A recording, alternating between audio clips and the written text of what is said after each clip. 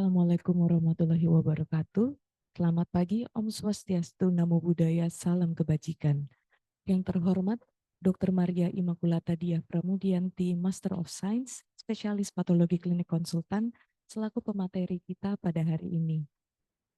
Yang terhormat, Profesor, Dokter yang hadir pada acara kuliah pakar hari ini, serta tamu undangan dan hadirin sekalian yang telah bergabung di sini dan melalui Zoom.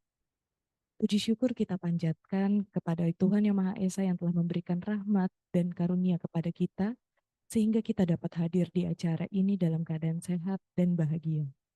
Hari ini program studi Ilmu Patologi Klinik FKUNS RSUD Dr. Muardi Surakarta mengadakan kuliah pakar dengan judul Pengenalan Lab Stem Cell. Selanjutnya, perkenankanlah saya Mita selaku pembawa acara membacakan susunan acara pada hari ini. Pertama, pembukaan dan doa. Dua, pemaparan materi pengenalan lab stem cell. Tiga, diskusi dan tanya jawab. Penutup dan foto bersama. Sebelum kita memulai kuliah pakar hari ini, mari kita berdoa terlebih dahulu menurut kepercayaan dan agama masing-masing. Berdoa dimulai.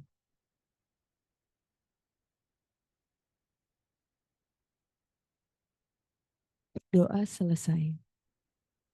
Bapak Ibu yang kami hormati, sampailah kita pada acara inti yaitu kuliah pakar pengenalan lab stem cell yang akan disampaikan oleh Dr. Maria Immaculata Diah Pramudianti, Master of Science, Spesialis Patologi Klinik Konsultan. Berikut saya bacakan CV dari Dr. Maria Immaculata Diah Pramudianti, Master of Science, Spesialis Patologi Klinik Konsultan. Riwayat pendidikan pada tahun 2013 terakhir mendapatkan spesialis 2 konsultan endokrinologi metabolik dari FK Undip Semarang, di mana SP1-nya didapatkan dari FK UNS Surakarta dan S2 Ilmu Kedokteran Klinik FK UGM Yogyakarta serta S1 dari Kedokteran Umum FK UNS Surakarta. Saat ini beliau mengepalai Laboratorium Stem Cell RSUD Dr. Muardi Surakarta dan sebagai Ketua KSM Patologi Klinik RSUD Dr. Muardi Surakarta, menjadi PJ Laboratorium Rumah Sakit Hermina Surakarta, staf pengajar bagian Patologi Klinik FKUNS Surakarta, dan PJ Laboratorium Prodia Boyolali. Saat ini beliau juga aktif mengabdi dan berorganisasi sebagai anggota Komisi Ahli Screening Bayi Baru Lahir Kemenkes Republik Indonesia, Surveyor Laboratorium Kesehatan Laskesi, Sekretaris Tim HTA, Ketua Bidang Infokom Pengurus Pusat PDS Patlin, Ketua PDS Patlin Cabang Surakarta, anggota Komite Etik Penelitian Kesehatan RSUD Dr. Muardi Surakarta, anggota Asian Society for Clinical Pathology and Laboratory Medicine, Sekretaris Indonesian Association of Clinical Chemistry Cabang Surakarta, dan anggota Ikatan Dokter Indonesia Cabang Surakarta.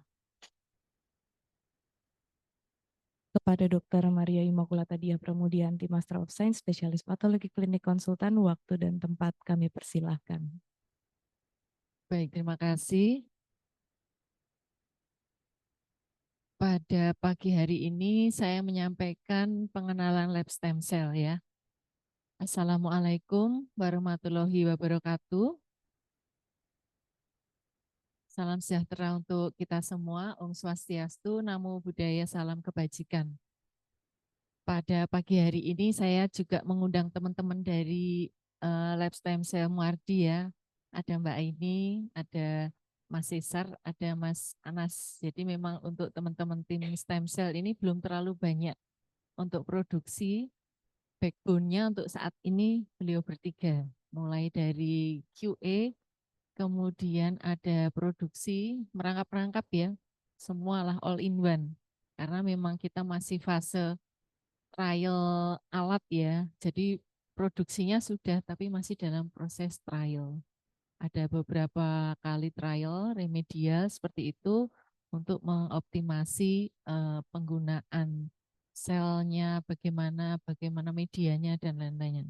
Dan cukup kompleks ya. Slide.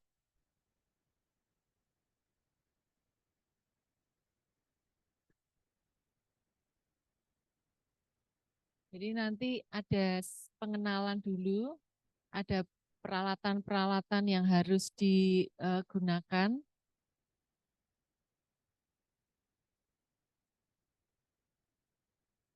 kemudian teknik-teknik yang digunakan, QC, kemudian take home message ya. Berapa lama waktunya? 30 menit. Baik, jadi sebagai pendahuluan ini kita ambil dari Kementerian Kesehatan dulu. Jadi kerangka regulasi terapi stem cell di Indonesia itu sudah ada di Kemenkes. Jadi Kemenkes juga ada Pokja yang mengurusi tentang stem cell ini. Mulai dari BRIN, penelitian yang meliputi universitas, industri, kemudian Kementerian Kesehatan, jadi ada pelayanannya nanti di bawah Komite Pengembangan Sel Punca, ya, kemudian ada Dinas Kesehatan, ada kolegium untuk standar pelayanannya, standar kompetensinya, ada rumah sakit, ada penelitian berbasis pelayanan ya. Jadi untuk melakukan pelayanan itu dalam lingkup penelitian dulu. Jadi dilihat bagaimana hasilnya.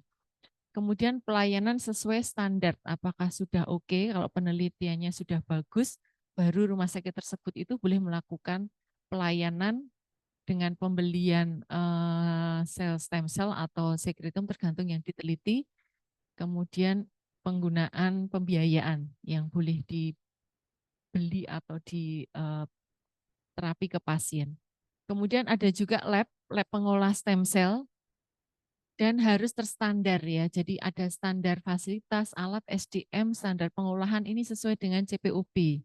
Jadi kalau untuk lab kita itu masih on proses untuk izin operasional. Jadi izin operasional dulu melalui Kemenkes, baru kemudian kita masuk ke CPOB Balai POM. Jadi kalau sudah ada CPOB-nya dari Balai POM, baru kita boleh izin edar untuk dijual ke luar rumah sakit.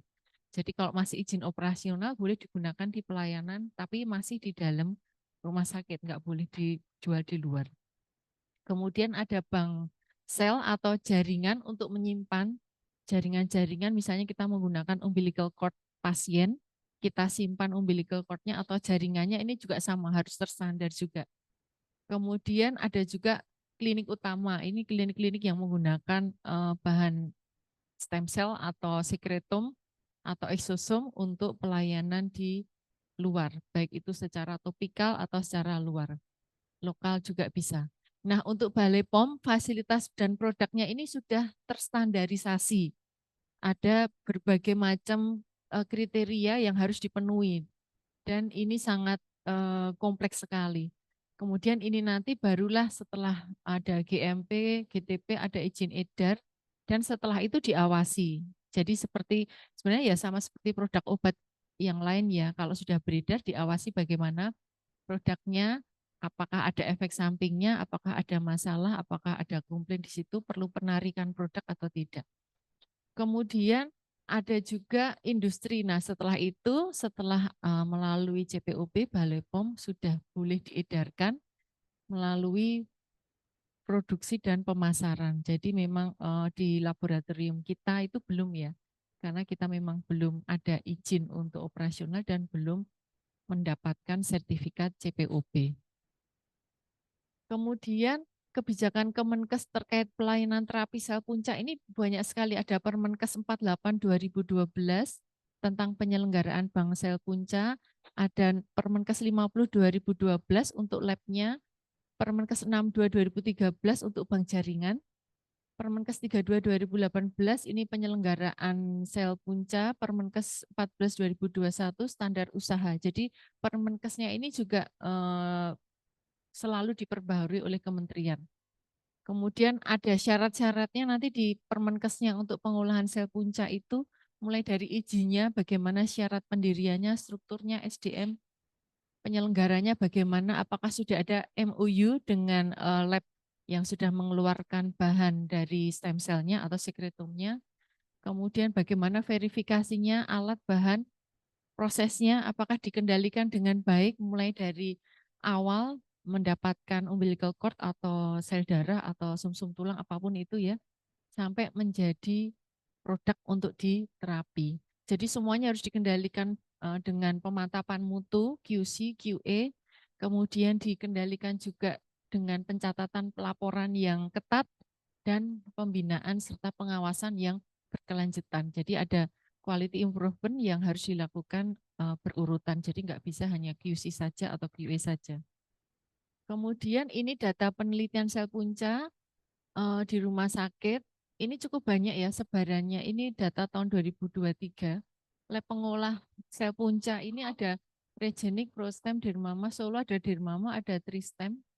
Kemudian kalau di Muardi ini juga kita masuk di rumah sakit penyelenggara penelitian berbasis pelayanan. Kemudian bank sel puncaknya ini ada Prostem, Kotlab, Seltek, Reokot. Nah di Muardi untuk penelitiannya diawali dengan waktu itu COVID ya. Banyak sekali jurnalnya juga sudah keluar, dokternya juga masuk di tim peneliti untuk COVID-19. Kemudian untuk ortoped ada osteoartritis rematik ya, untuk artritis rematik, Sjögren syndrome, lupus erythematosus. Jadi ada dokter bintang di ortopedi, dokter Arif dan tim di rematik ortoped artritis ini. Jadi stem cell itu merupakan sel yang bisa berkembang menjadi berbagai macam tipe sel, di mana terdapat ada berbagai macam jenis stem cell di mana bisa dapat memperbaiki diri, memperbaharui diri, dan berdiferensiasi menjadi berbagai tipe sel atau jaringan atau organ nantinya. Di mana dengan adanya stem cell ini memberikan kita banyak kesempatan untuk melakukan penelitian, untuk terapi terhadap pasien, untuk regenerasi jaringan, untuk regenerasi sel. Jadi kalau dilihat ini berbagai macam jaringan ya, ada untuk nanti perbaikan sperma, ginjal, liver, tulang, paru, otak, darah, jantung, muscle, pankreas, atau sel telur itu sendiri. Kemudian ada berbagai macam tipe stem cell. Jadi dimulai dari stem cell ini nanti akan berdiferensi menjadi adult stem cell, kemudian indus pluripotent stem cell, dan embryonic stem cell. Nah, yang adult stem cell ini nanti yang menjadi hematopoietic stem cell dan mesenchymal stem cell. Untuk yang mesenchymal stem cell ini nanti yang akan origin menjadi stem cellnya masing-masing. Menjadi misalnya tadi tulang, sumsum tulang, adipose, atau umbilical cord. Nah, untuk diferensi sel stem cell ini bisa kita bagi macam-macam. Awalnya kalau kita lihat dari fetus manusia ya, dari sperma yang masuk ke oosit, ini totipotent stem cell. Kemudian nanti menjadi morula, blastosit, human fetus. Nah, dari blastosit ini nanti dari totipotent ini merupakan potensi yang paling tinggi dari stem cell, di mana hanya dapat ditemukan pertama kali pada saat sel itu perkembangan menjadi fetus. Nah, untuk pluripotent stem cell itu kelanjutannya dari totipotent. Jadi ini merupakan stem cell yang didapatkan dari embryonic stem cell, di mana dari inner cell mass-nya blastosit, di mana awal dari pluripotent ini merupakan perkembangan awal mula dari embryonic stem cell yang nantinya dapat dikultur, di harvest secara in vitro. Jadi di pluripotent ini nanti ada menjadi line endoderm, mesoderm, dan ectoderm. Kemudian menjadi multipotent.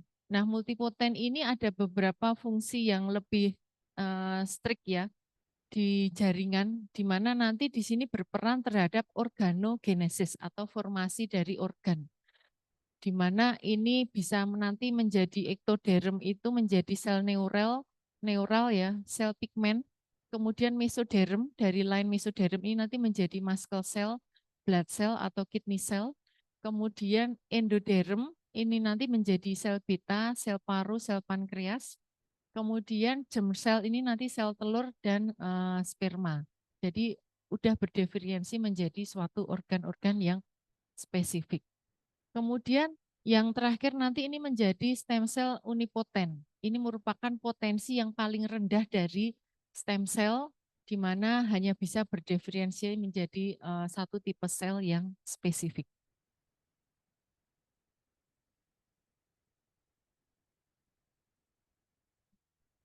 Nah, untuk proses terapeutik stem cell membutuhkan produksi stem cell yang ketat. Ya, kalau kita lihat ini secara keseluruhan, mulai dari pengambilan awal dan diisolasi. Nah, kalau pengambilan awal ini berbagai macam organ yang bisa digunakan ya, apakah dari darah, sumsum tulang, dari ini apa sel lemak atau dari umbilical cord. Nah, yang ada di Rumah Sakit Muardi ini yang kita lakukan pengambilannya dari umbilical cord bayi ibu yang baru lahir. Di mana nanti setelah itu kita kultur dan kita perbanyak, kita ekspansi. Nah, kulturnya ini nanti macam-macam. Ada yang menggunakan kultur manual, nanti ada atau juga menggunakan bioreaktor atau menggunakan multi layer cell stack misalnya. Jadi macam-macam tergantung kemampuan rumah sakit atau kemampuan lab tersebut. Namun secara umum untuk lab-lab yang ada di Indonesia untuk saat ini masih manual. Dan di Muardi ini merupakan lab yang mempunyai alat untuk kultur secara otomatis, secara close, dan mempunyai alat ekspansi sel juga secara otomatis yang tidak dipunyai oleh lab-lab yang ada di Indonesia. Kemudian produknya ini nanti akan di harvest ya, akan di harvest, kemudian harvestnya nanti ada prosedurnya. Kemudian dengan cara dicuci, dikonsentrasikan, ada penggunaan sentrifugasi atau dengan separasi membran. Ini semua harus dilakukan melalui R&D terlebih dulu. Nah, R&D penelitian ini untuk mendapatkan protokol dari awal sampai akhir itu membutuhkan biaya yang tidak sedikit dan prosesnya berminggu-minggu. Jadi kalau ada dari produk menyebutkan ini sel stem cell bisa ditunggu misalnya. Nah, itu juga harus diperhatikan ini sel stem cell yang apa gitu. Karena untuk mendapatkan sel stem cell yang benar ini prosesnya nggak mudah, mahal dan membutuhkan waktu yang sangat cukup lama ya. Kemudian nanti kalau sudah ada formula, maksudnya ini akan dipecah-pecah setelah menjadi produk, akan dipecah-pecah melalui menjadi cup-cup atau menjadi produk-produk yang kecil. Ada mungkin penggunaan pakai spet, pakai ampul, pakai vial. Kemudian ada yang secara otomatis ya, menggunakan otomatis cup filling atau manual ya. Kemudian setelah itu disimpan. Jadi nanti ada berbagai macam proses, ada PZ 1, PZ 2, PZ 3 dan seterusnya. Nanti ada PZ-PZ yang memang disimpan terlebih dahulu untuk digunakan di subkultur berikutnya. Jadi enggak langsung sekali, langsung selesai gitu enggak, karena sel ini bisa dikultur berkali-kali, tapi memang ada batas waktu PZ yang tidak boleh terlalu lama juga atau terlalu jauh. Nah, setelah itu didistribusikan ke klinisi atau ke laboratorium. Nah, untuk di Muardi kita juga ada untuk automatic mesin filling ya, hampir sama seperti ini. Jadi dari hasil produk selnya atau sekretumnya itu bisa otomatis dimasukkan ke cup. Tapi memang perlu validasi dan pengujian yang berkelanjutan. Nah, kemarin belum berhasil untuk yang ada di lab kita. Jadi di lab kita ini termasuk lab yang sudah sangat canggih ya di Indonesia ya untuk pemrosesan stem cell. Kemudian untuk membuat suatu lab stem cell itu tidak mudah dan biayanya sangat mahal sekali. Ya, pertama kita harus merencanakan dulu ruangannya, kita rencanakan desainnya, kita rencanakan peralatannya, kita rencanakan bahannya, reagennya, consumable-nya.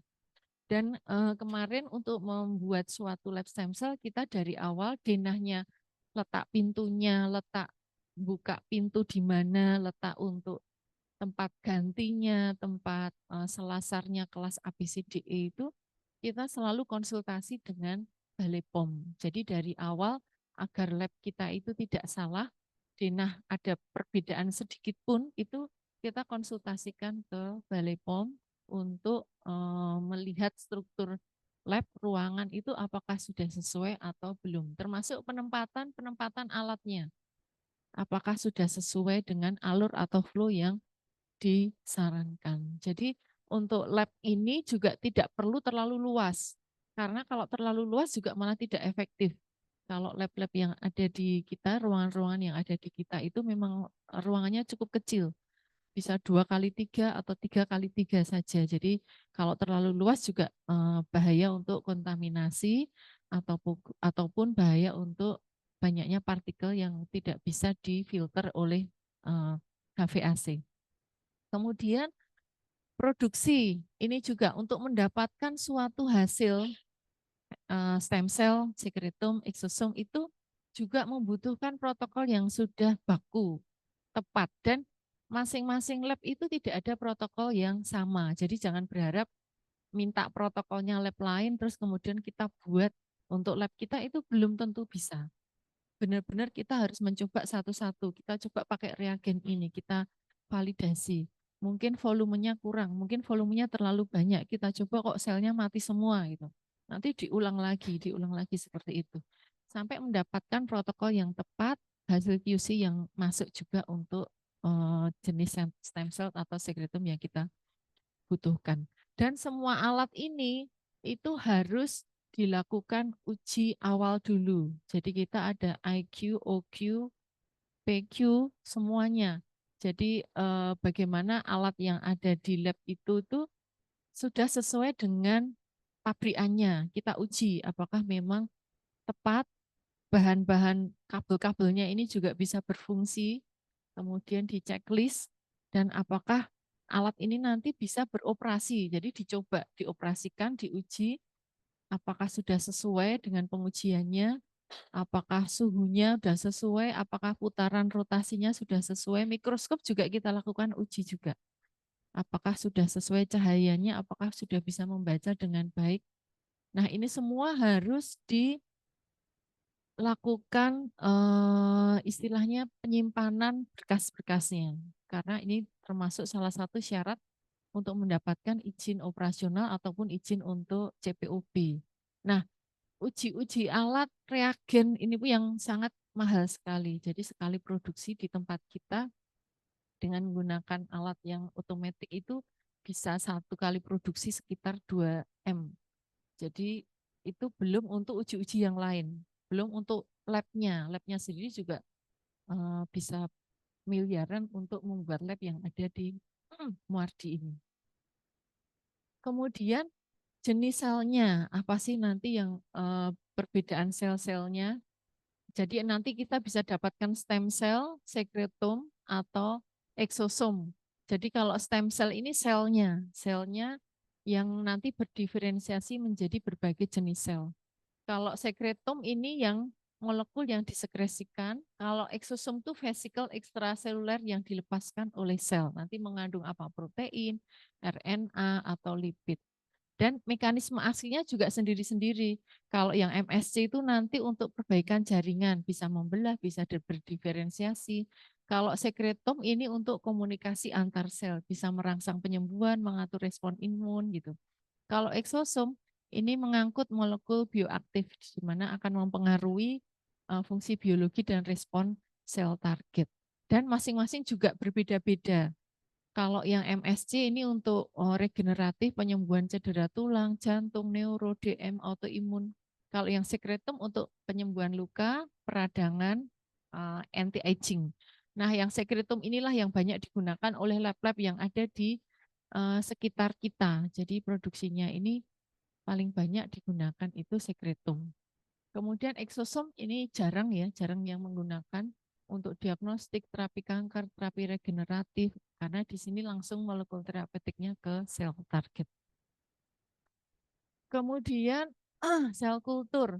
Jadi sel kultur ini proses di mana kondisi prokariotik, eukariotik, atau sel yang tumbuh itu berada dalam kondisi yang terkontrol. Jadi kondisinya ini harus ada di dalam suatu media yang tertentu, vitamin tertentu, suhu tertentu, CO2 tertentu. Jadi nggak bisa sembarangan ditumbuhkan, misalnya kayak dimasukkan inkubator saja tanpa diapa-apakan, itu nggak bisa. Jadi pertama kali ditemukan oleh Rouk ini pada sel ayam ya. tahun 1885. Kemudian kultur yang pertama kali berhasil tahun 1907 oleh Ross Harrison ini. Kemudian untuk sel kultur teknologinya itu juga berperan banyak ya terhadap sistem model, apakah itu basic cell biologi, interaksi agent cell, efek obat, kemudian terhadap aging dan nutrisional. Kemudian ada nanti tes toksikologi, virologi, penelitian kanker, genetik, gen atau kultur jaringan. Nah, yang sering kita gunakan kita pakai kultur jaringan, pakai umbilical cord itu salah satunya. Untuk tipe sel yang ada itu bisa nanti membentuk fibroblast like. Ini yang sering di mesenchymal stem cell yang ada di lab kita. Jadi kita melihat selnya ini apakah sudah tumbuh, sudah baik dan menempel ke dalam sel stack-nya itu bentuknya seperti fibroblast like cells ini. Jadi dia harus menempel antar sel, berkomunikasi. Kalau dia belum menempel, oh berarti ini selnya belum tumbuh dengan baik. Jadi awal mulanya itu mesenchymal stem cell itu bentuknya bulat. Bulat mungkin kalau kita lihat di urin itu seperti eritrosit, hampir seperti itu, bening kecil-kecil gitu. Kemudian setelah kita beri media, kita inkubasi, kita tumbuhkan, kita tunggu sampai membentuk fibroblast like cell seperti ini. Dan untuk pertumbuhan fibroblast like ini membutuhkan situasi kondisi dengan sel di samping-sampingnya. Jadi kalau fibroblast like itu seperti manusia ya, kita nggak bisa hidup soliter sendirian. Ada di ruangan ini kita hidup sendirian itu pasti akan mati. Sama seperti sel stem cell.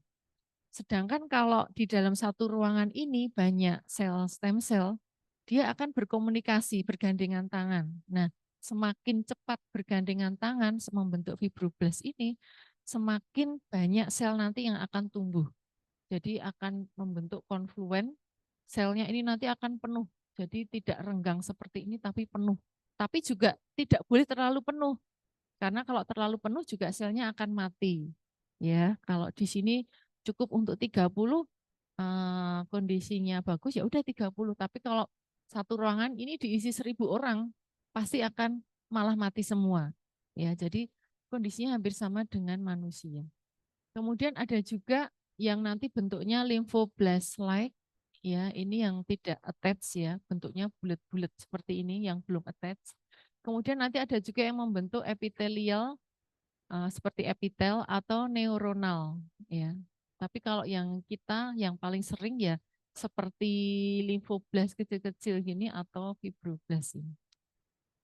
Kemudian untuk tipe-tipe sel kultur itu ada dua ya. Kita bahas dulu yang berdasarkan sumbernya. Untuk sumbernya itu ada kultur primer, ada kultur sekunder. Jadi dari jaringan yang kita pilih, kemudian kita kultur selnya atau jaringan itu secara in vitro, nanti kita akan dapatkan kultur yang primer, jadi kultur yang pertama kali. Ini didapatkannya dari jaringan. Di sini ya contohnya jaringannya animal ya, atau kalau kita dari manusia juga bisa. Kemudian nanti di kultur mendapatkan suatu bentuk jaringan yang sudah single cell istilahnya, namun memang masih heterogen, masih berbagai banyak sel yang ada. Jadi dari primary culture cell ini mempunyai waktu paruh yang terbatas ya.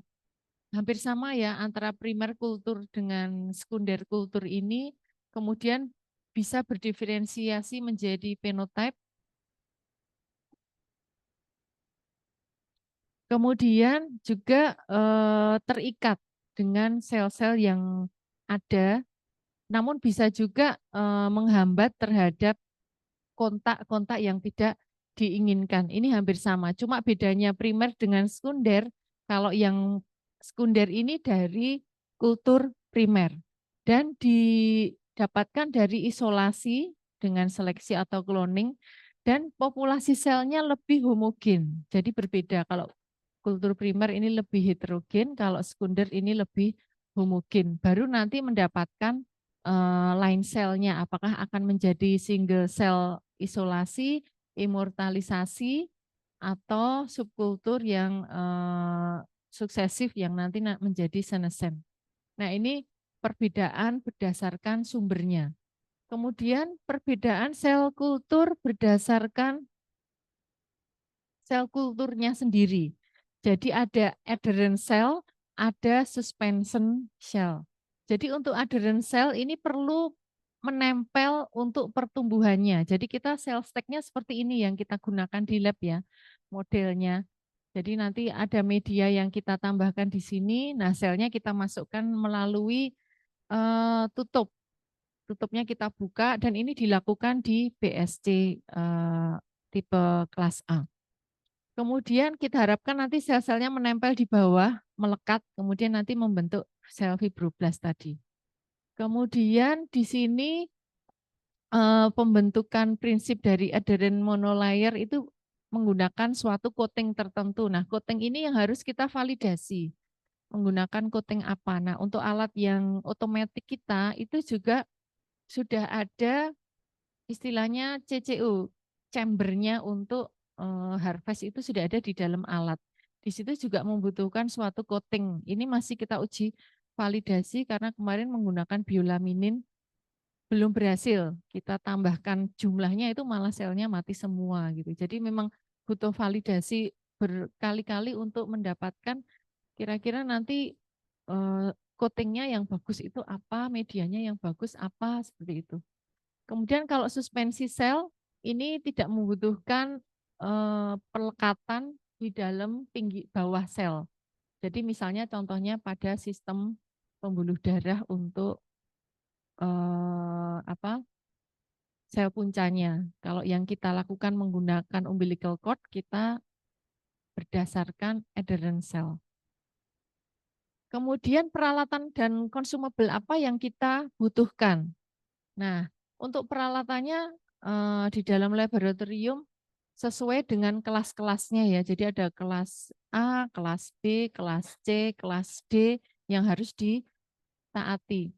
Yang harus ada di kelas A yaitu biosafety cabinet. Ini sama seperti biosafety cabinet yang digunakan di lab biomol ya. Ini digunakan pada kondisi aseptik dan digunakan untuk melindungi keduanya. Nah, kalau stem cell ini ya melindungi sel stem cell-nya. Jangan sampai stem cell-nya nanti yang didapatkan itu ada kontaminasi, ada mikoplasma, ada bakterinya, ada endotoksinnya. Enggak boleh, karena itu nanti kan akan disuntikkan ke manusia. Jadi benar-benar produknya itu harus terstandar, terQC dengan baik. Kemudian ada HEPA filter, ada kontrol udara flow-nya, dan HEPA filternya ini harus dilakukan penggantian rutin. Jadi nggak boleh ditinggal, udah nanti sampai berpuluh-puluh tahun nggak pernah diganti gitu, nggak boleh. Kalau untuk lab stem cell ini penggantiannya itu harus terstandar 6 bulan sekali misalnya, termasuk juga filter yang ada di ruangan. Jadi ruangannya ini dengan HVAC ini atapnya itu penuh dengan filter. Sampai penempatan lampu saja juga harus bagaimana caranya tidak menonjol, lampunya harus di dalam atap dan tidak boleh ada pinggiran yang ini lincip-lincip. Jadi semuanya itu harus membentuk lengkuan-lengkuan mudah dibersihkan untuk tembok-tembok dindingnya. Jadi tidak menggunakan tembok bata seperti ini Indah, tapi menggunakan seperti partisi seperti aluminium atau bahan-bahan yang kuat itu. Kemudian inkubatornya. Ini inkubatornya juga hampir sama dengan inkubator yang selama ini ada, cuma memang untuk penggunaan sel, contohnya sel mamalia, untuk inkubasi itu menggunakan suhu tertentu. Kita harus melakukan validasi pada suhu berapa sih sel itu tumbuh. Secara umum 37 plus minus 2 derajat Celcius dengan gas CO2 yang masuk ke dalam inkubator.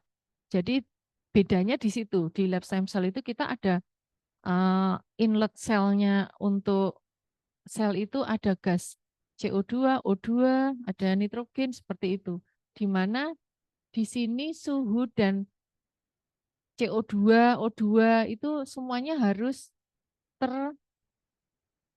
terstandar, termaintain. Jadi nggak boleh tiba-tiba nanti suhunya menjadi panas atau inkubatornya rusak terus suhunya jadi dingin, atau lupa mengisi CO2 gasnya. Jadi nggak ada gas CO2 yang masuk. Ini harus benar-benar dilihat setiap waktu pada saat kita melakukan kultur. Kemudian mikroskop yang digunakan juga bukan mikroskop biasa, tapi mikroskop inverted. Mikroskop inverted itu mikroskop yang berbeda ya dengan mikroskop yang ada ya. Dia kebalikan ya inverted itu. Kenapa? Karena nanti kita masukkan sel stack-nya itu di mikroskop ini. Jadi sel stack yang merah tadi, yang kotak merah tadi, ditaruh di bawah mikroskop dan kita lihat apakah selnya tadi sudah membentuk fibroblast, apakah selnya sudah konfluen, apakah sudah 10% jumlahnya, 80% atau malah sudah 100%. Nah itu makanya dibutuhkan mikroskop yang inverted, mikroskop yang khusus. Kemudian ada juga penyimpanannya. Ini kalau 4 derajat untuk yang liquid-liquid, reagen seperti itu ya. Kemudian yang minus 20 untuk suplemen media. Kemudian minus 196 derajat untuk penyimpanan sel. Jadi sel MSC kita sudah produksi juga ya. Itu kita taruh di tank berisi nitrogen liquid di dalam suhu minus 196. Jadi kalau kita mau masuk mengambil sel yang ada di dalam gitu, kita harus menggunakan APD yang lengkap juga, menggunakan sarung tangan yang anti beku. Jangan langsung dipegang gini, nanti tangan kita bisa hitam ya, hitam karena suhunya di sini sangat sangat rendah sekali. Kemudian kita siapkan juga basal mediumnya. Ini semua bahan-bahan ini tuh harus diuji. Diuji nanti basal medium yang digunakan apa? Flashnya yang digunakan ukuran berapa? Apakah yang ukuran kecil T25 atau yang besar atau nanti ada sel stack-nya itu 1 layer atau 3 layer atau 5 layer, semuanya harus kita lakukan validasi proses juga selain validasi bahan-bahan materialnya. Kemudian vial cryogenik box-nya ya. Jadi yang bahan-bahan MSC yang kita bekukan di minus 196 itu menggunakan bahan cryogenik vial yang khusus. Jadi nggak bisa menggunakan misalnya tabung-tabung kimia atau tabung-tabung yang ada di lab, itu tuh nggak bisa karena nanti pecah. Jadi kita harus benar-benar memastikan yang bisa masuk dibekukan itu bahannya kuat atau tidak. Seperti kemarin karena kita menggunakan otomatik, bahan yang produk jadinya MSC itu dalam bentuk bag. Contohnya sama seperti bag untuk donor darah. Itu juga harus dipastikan, divalidasi apakah nanti dimasukkan di dalam tabung cryonya itu pecah atau tidak. Kita awalnya berharapnya bagus ya, aman. Setelah berapa bulan atau tahun kita ambil, pada saat di towing ternyata bagnya pecah. Nah itu kan rugi berapa miliar itu. Sehingga semua bahan-bahan ini kita lakukan validasi protokol dulu, validasi proses dulu. Termasuk suplemennya. Menggunakan suplemen apa? Apakah FBS, HSA, HPL, Human Platelet Lyset, atau growth factor apa? Tabung sentrifusnya juga umumnya rata-rata menggunakan sentrifus yang 50 mili cubnya.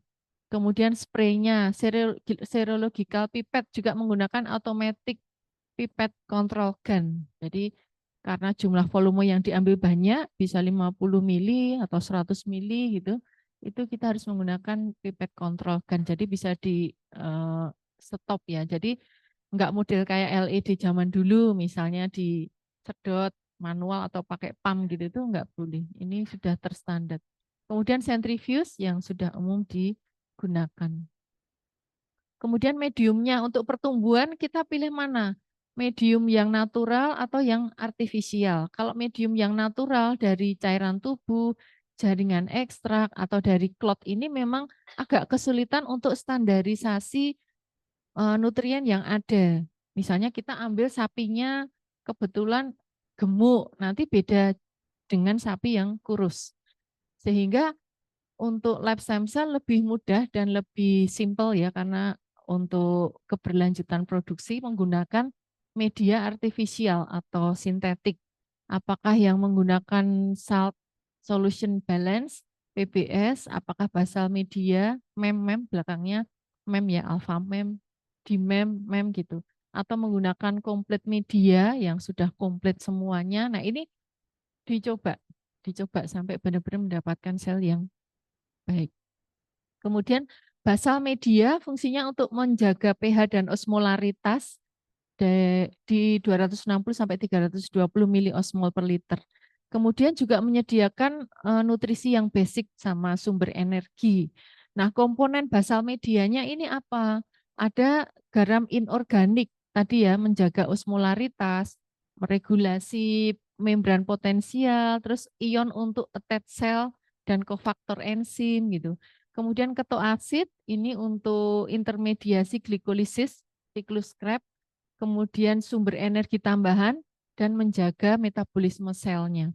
Karbohidrat, vitamin, elemen dasar, ya sama seperti manusia lah. Cuma manusia kan bisa makan ya. Nah kalau sel ini kan dia di dalam sel stack yang harus benar-benar kita kasih makan ya, seperti hewan peliharaan lah, kasih makanan, minuman gitu ya. Persis ini. Kita beri vitamin gitu, jangan sampai nanti hipoglikemi gitu, jangan sampai nanti hiperlaktat. Nah, itu harus kita cek rutin juga. Selnya ini kadar glukosanya berapa, laktatnya berapa, pakai glukostrip atau laktat strip.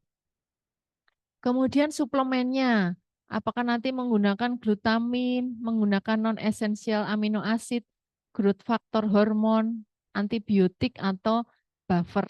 Jadi memang penggunaan suplemen-suplemen ini ada fungsinya sendiri-sendiri.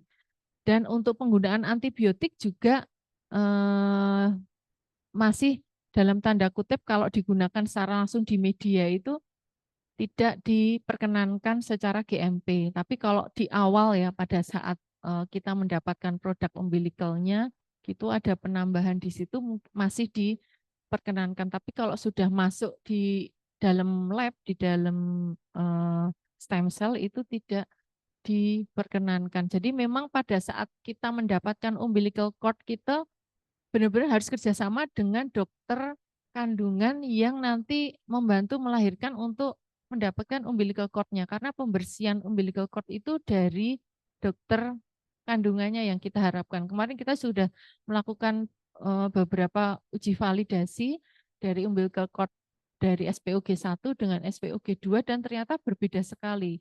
Ada di satu SPOG yang tidak steril. Jadi pada saat kita tumbuhkan itu ternyata selnya jadi keruh, jadi ada kontaminan. Beda dengan SPOG yang satu karena dari awal benar-benar sudah apa expert ya, dan beberapa kali juga permintaan umbilical dari beliau untuk lab luar, dan kemarin hasilnya beberapa kali ternyata bagus. Kemudian ada fetal calf serum atau fetal bovine serum.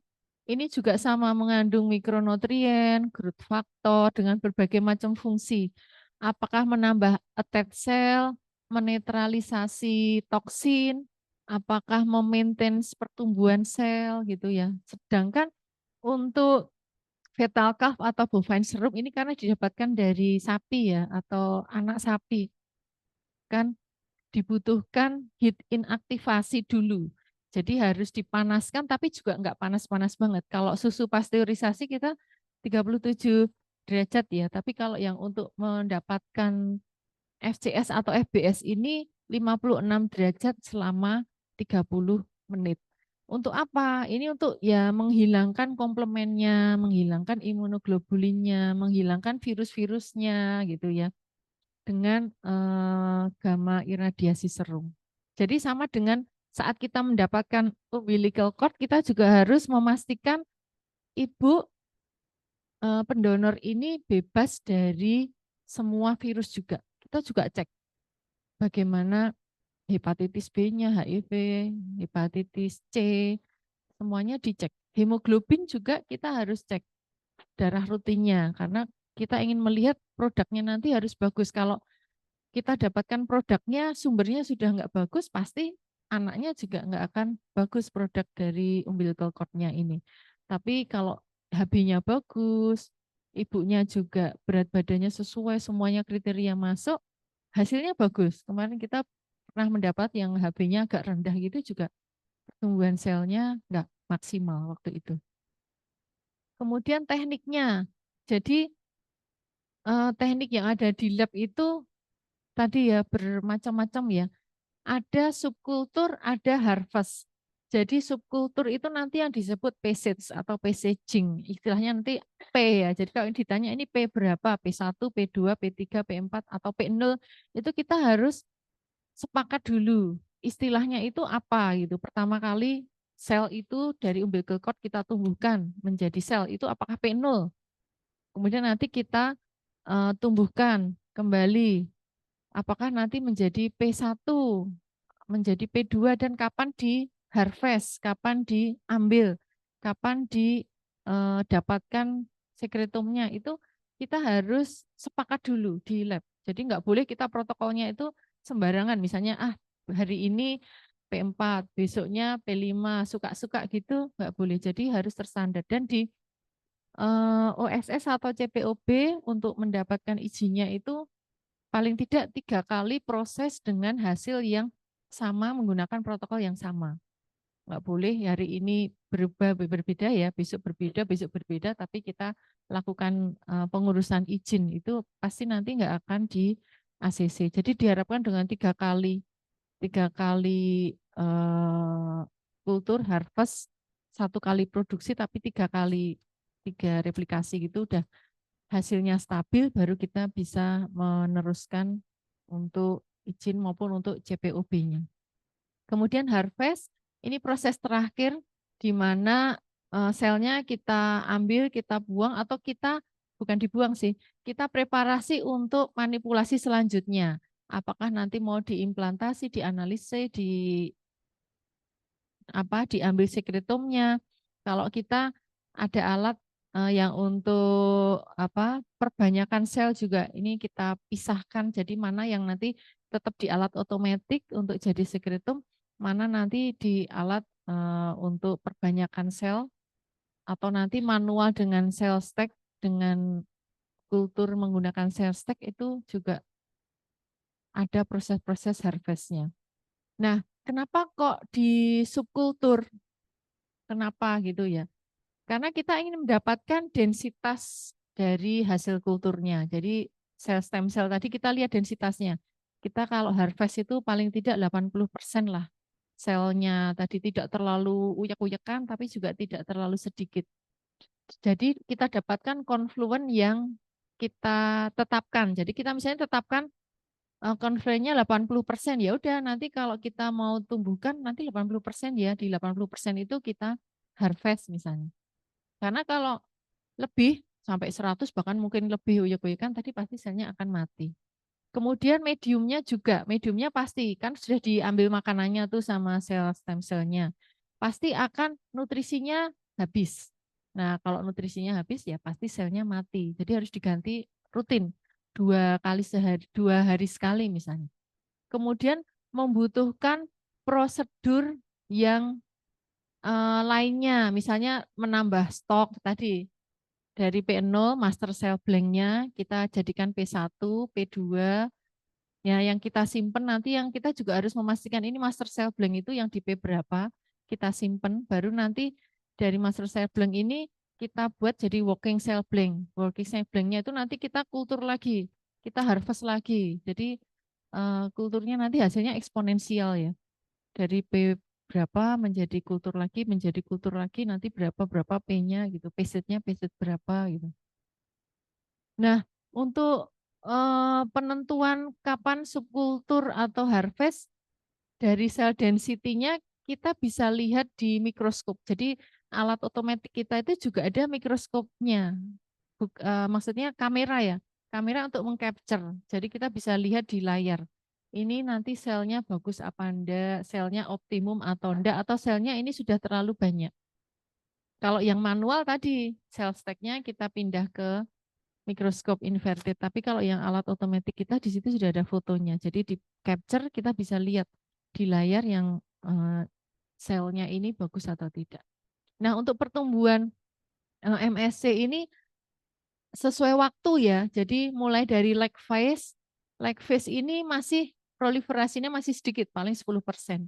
Kemudian log phase ini optimum untuk subkultur. Rata-rata 80% itu ada di log phase. Ya, jadi ini yang paling bagus yang kita ambil untuk subkultur.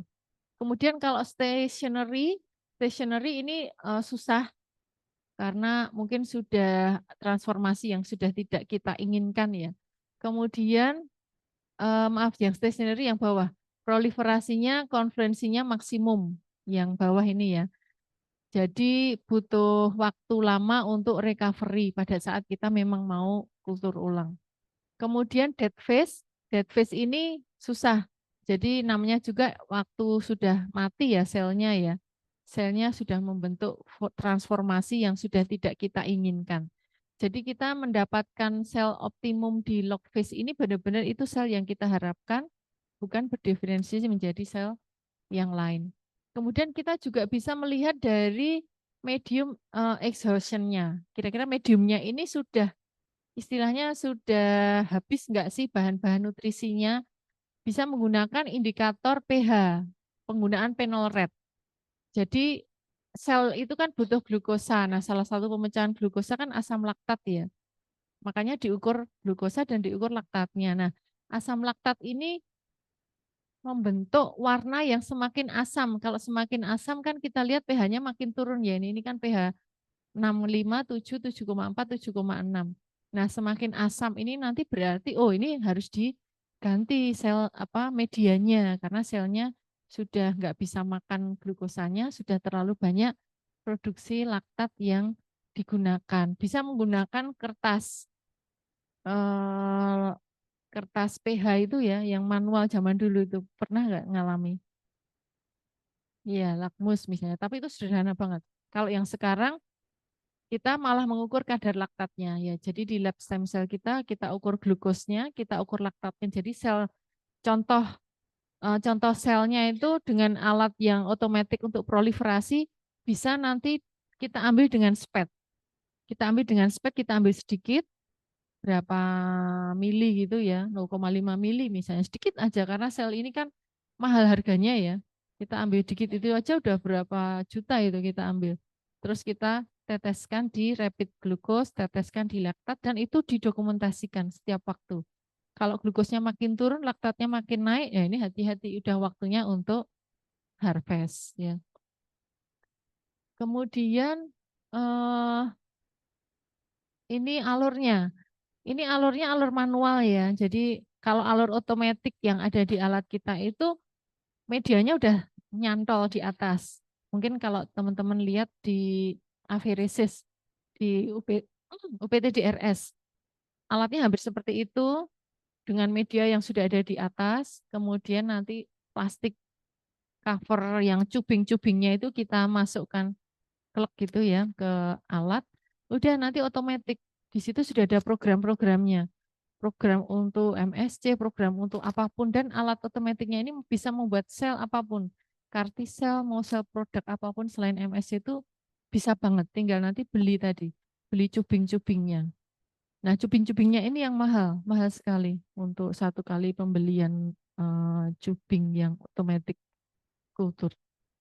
Kalau yang manual, kita juga harus bisa. Jadi siapa tahu ya alat yang otomatis kulturnya ini pas mati misalnya atau pas rusak misalnya, kita harus bisa melakukan kultur manual sebagai basic ya, basic untuk melakukan kultur di lab stem cell. Jadi alat otomatis itu sebenarnya menggantikan proses pipetting yang aseptik. Kalau selama ini penggantian media secara manual kan tadi sel stack-nya kita keluarkan, kita masukkan ke dalam BSC kelas A, kita masukkan medianya, ya setelah tadi diganti media yang lama, kita ganti media baru, kemudian kita kembalikan lagi ke inkubator gitu. Tapi kalau dengan alat otomatis, semua media itu sudah satu cubing. Kita tinggal klik-klik-klik aja. Jadi sudah nggak perlu pipetting, sudah nggak perlu sterilisasi yang ketat gitu, karena sudah inline dalam satu cube. Kemudian ini cara subkulturnya untuk harvest. Jadi media yang lama diambil, kemudian nanti dicuci dengan buffer solution, misalnya PBS atau DPBS yang tanpa kalsium dan magnesium. Kemudian ditambahkan wash solution untuk ini ya, opposite cell layer-nya untuk mencegah gangguan dari layer selnya. Kemudian digoyangkan ya beberapa kali gitu. Kemudian setelah itu diambil, dibuang wash solution-nya dari vessel kulturnya, ya. Kemudian dilakukan sel disosiasi menggunakan agent disosiasi, misalnya tripsin atau triple E. Setelah itu inkubasi. Inkubasinya juga 37 derajat dengan disosiasi enzim. Dan ini berbeda berbeda komposisinya. Makanya tadi milih medianya apa, milih buffer solusinya apa, milih disosiasi agennya apa, itu harus dilakukan uji validasi terlebih dulu. Kemudian disosiasi sel. Disosiasi selnya itu bisa dengan tadi ya, stacking, menggoyang pelan-pelan, ya. Ini untuk membuang ini ya, untuk biar adherent selnya atau mitotic selnya yang kita ini kan ya, kita hilangkan ya. Kemudian scraping, scraping itu kayak menggaruk gitu ya. Memang macam-macam. Sel lainnya ini sensitif terhadap protease, dapat merusak beberapa sel atau disosiasi enzim pakai tripsin atau tripsin kolegenase, dispase atau rekombinan tripsin. Jadi kita disosiasinya itu ini pada saat mendapatkan umbilical cord. Jadi dari umbilical cord kita masukkan disosiasi untuk nanti mendapatkan sel. Itu prosesnya umbilical cord-nya itu kita potong kecil-kecil gitu, kita masukkan disosiasi, terus modelnya kayak diseker gitu. Diseker gitu ya, diseker, dikocok gitu dengan alat otomatis. Jadi ada sekitar 6 tabung yang ada di situ. Udah otomatis, enggak secara manual ya. Dan ditambahkan enzim disosiasinya. Nah, ini juga perlu validasi enzim disosiasinya apa, berapa jumlahnya gitu. Benar-benar kayak membuat resep, kalau kita masak itu ya resepnya resep sesuai labnya masing-masing. Kemudian kita lihat selnya di mikroskopnya, kemudian inkubasi beberapa kali kalau memang selnya ini belum 90% nempel, kemudian lakukan disosiasi, dicek ya disosiasi selnya setiap 30 detik. Kemudian bisa juga nanti di tap-tap untuk melihat attachment dari sel-selnya. Kemudian tambahkan complete growth medium yang sudah di pre-warm untuk menginaktivasi disosiasi prosesnya tadi. Dengan cara nanti bisa dengan pipetting di atas surface cell layer beberapa kali. Kemudian transfer selnya dari conical tube dengan centrifuge dengan kecepatan tertentu. Itu juga dipastikan ini kecepatan berapa menit gitu. Nggak akan, maksudnya nggak akan sama untuk lab 1 atau sel-sel yang satu. Setelah itu diresuspensi pellet selnya ini dengan minimal volume pre-warm complete growth medium dan diambil untuk dihitung ya. Jadi dilihat di sini centrifuge di counting. Nah, countingnya ini bisa secara manual menggunakan improve knober. Kemudian nanti setelah itu jumlah selnya sudah ditentukan, berapa viabilitasnya, berapa jumlah selnya.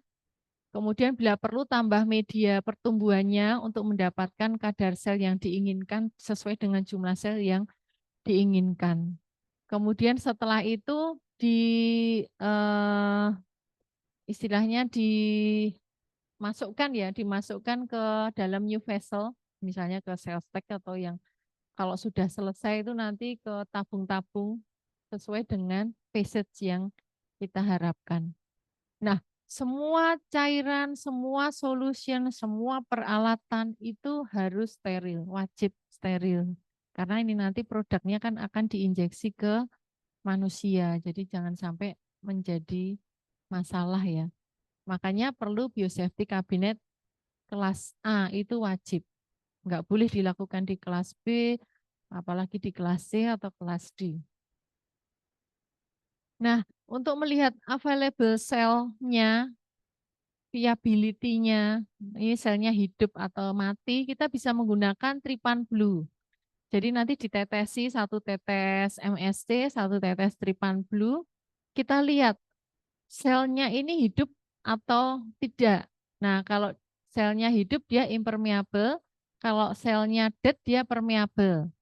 Kemudian setelah itu kita hitung, setelah dicat itu kita hitung, ini menggunakan hemositometer ya, yang biasa kita lakukan untuk hitung leukosit, hitung trombosit seperti itu di sini. Dan kita hitung dengan rumus-rumusnya ini. Berapa sel yang viable, berapa sel yang non-viable, berapa yang persen viability-nya. Jadi nanti dikali dengan dilusi faktornya. Jadi udah ada hitung-hitungannya. Kalau ini manual, kita menghitung jumlah selnya ini manual. Bisa juga menggunakan alat penghitung sel otomatis ya, menggunakan flow cytometry. Di lab stem cell juga ada, tapi beda merek dengan yang ada di tempat kita yang untuk flow cytometry leukemia. Tapi alat yang di sana pun untuk parameter leukemia pun juga bisa, untuk rutin-rutin pun juga bisa. Kemudian penyimpanan cryopreservation. Cryopreservation itu sampel-sampel sel stem cell-nya itu kita masukkan ke dalam temperatur kriogenik dalam suatu periode waktu tertentu agar sel-sel MSC-nya itu tetap berbentuk sel hidup nantinya kalau di thawing ya. Jadi prosesnya ini itu setelah dibekukan, disimpan dalam periode waktu tertentu, di thawing, ya, di thawing itu dikeluarkan dari cryo tube-nya, dari tanknya, tank cryo, kemudian setelah itu dilihat selnya apakah masih viable atau tidak. Dan sel yang sudah dikeluarkan dari cryo ini pun juga nggak bisa langsung ditaruh di luar gitu ya, karena kalau dari sudah beku mendadak suhu ruang itu nanti selnya juga bisa rusak atau pecah. Demikian juga pada saat pembekuan awal, apakah mau menggunakan slow atau fast itu juga ada aturan-aturannya sendiri. Jadi dengan menyimpan sel di cryopreservation memang ada beberapa kendala atau maksudnya bisa menyebabkan apa? Perubahan genetik, perubahan genotype. Makanya kita harus pastikan nanti setelah di cryo kita validasi.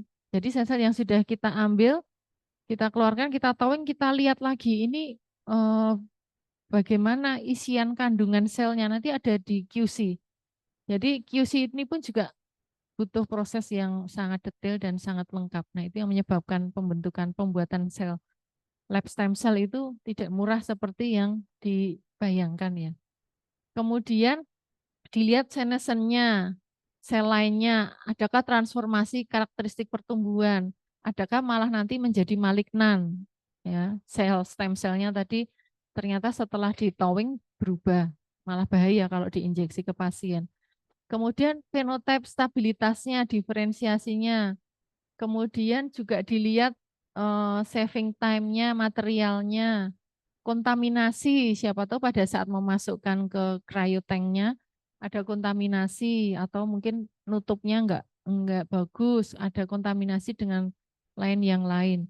Kemudian ada misidentifikasi karena pada saat memasukkan ke cryotank itu kan cupnya itu ditempeli dengan nitrogen, jadi kadang agak susah melihat ini nomornya, identitasnya gitu, sehingga kayak stikernya atau barcode-nya itu juga harus tertulis dengan rapi, detail, ini di segmen mana, dan ada buku besarnya atau mungkin di komputer ya, di situ ada datanya. Ini kalau ngambil yang rak yang ini itu isinya apa ya, contohnya kayak perpustakaan lah, perpustakaan itu kan ada kode-kodenya sendiri dan nggak boleh salah ambil.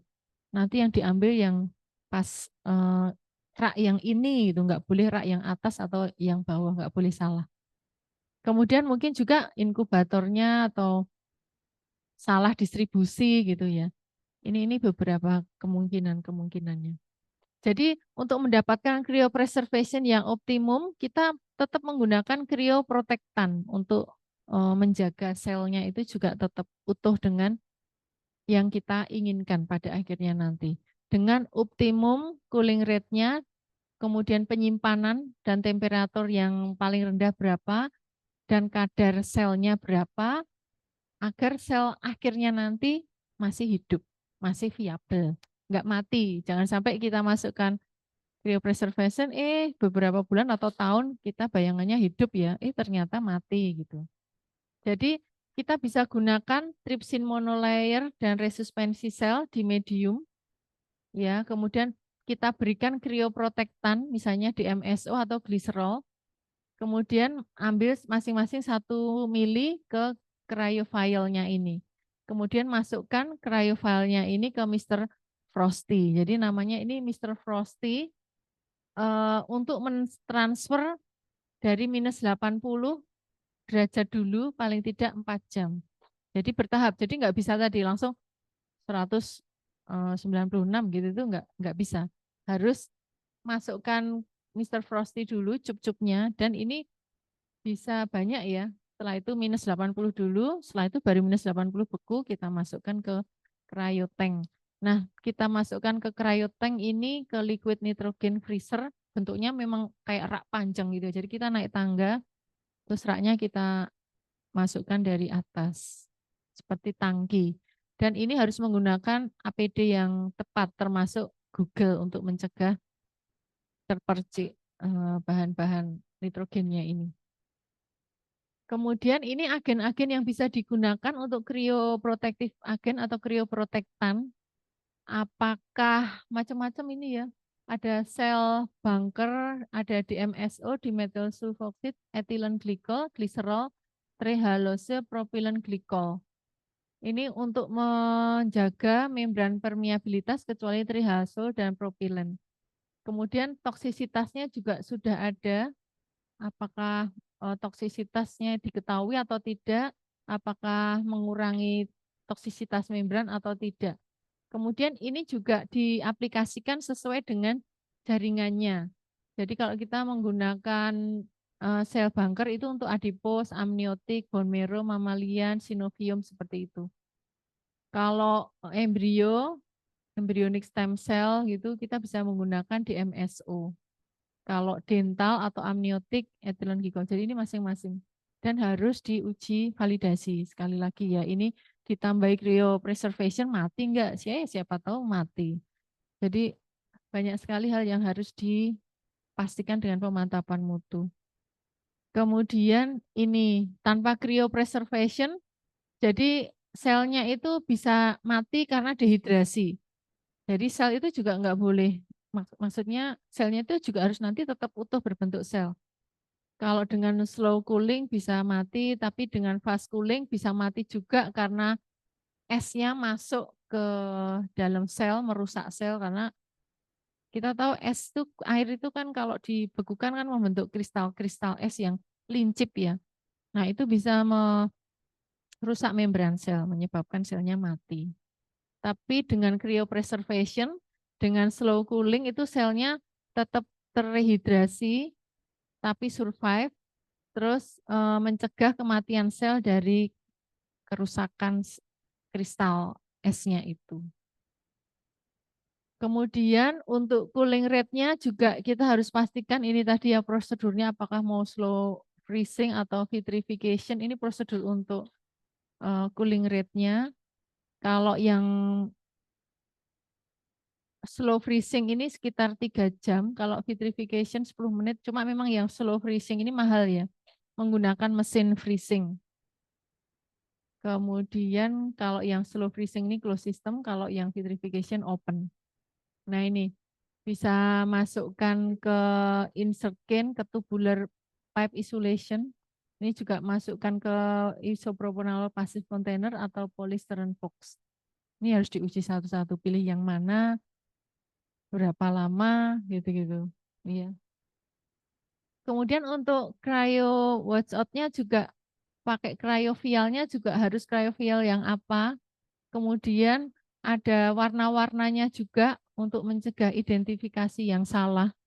Ya, mungkin kalau warna ini untuk yang sel ini, yang warna ini untuk yang apa itu ditentukan di sini. Kemudian statusnya apakah selanya ini finite, continue, ada standarisasinya untuk medium, serum, substrat, dan validasi. Jadi harus di record asalnya, umbilical cord-nya itu juga harus di-record misalnya dari ibu X gitu ya, sampai nanti terakhir gitu X-nya itu tetap nyantol. Oh, ini dulu ibunya gitu. Atau ibu Y gitu. Itu identitasnya tetap ada. Kemudian transformasi tentukan kontaminasi juga apakah ada kontaminasi atau kontaminasi silang. Nah, ini APD yang digunakan pada saat mengambil MSC dari cryotank.